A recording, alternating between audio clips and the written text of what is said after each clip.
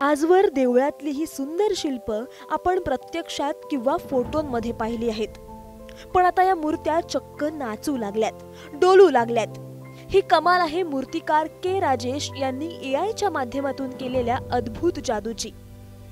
त्यांच्या या जादूमुळे या निर्जीव मूर्तींमध्ये अक्षरशः प्राण फुंकल्याचा आभास निर्माण झालाय।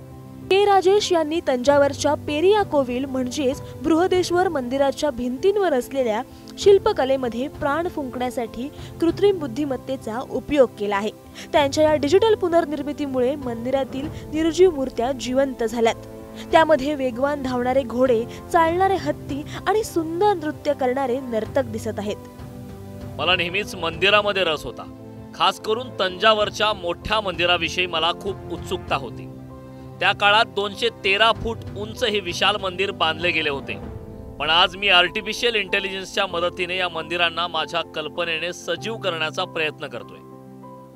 आमचा आगामी प्रकल्प सर्व मंदिरांमधील शिलालेखांवर काम करण्याचा आहे। हे शिलालेख संगम तमिळमध्ये आहेत, जे आपल्यापैकी सर्वांना वाचता येत नाहीत आणि समजत सुद्धा नाहीत। यासाठी आपल्याला तमिळ विद्वानाची मदत घ्यावी लागू शकते।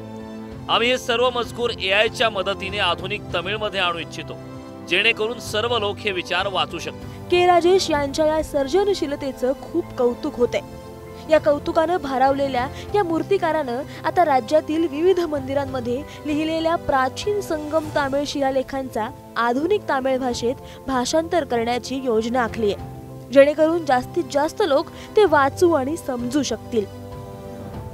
के राजेश यांचा हा प्रयत्न म्हणजे सर्जनशीलता, कला, इतिहास आणि नवता यांचा अनोखा संगम आहे।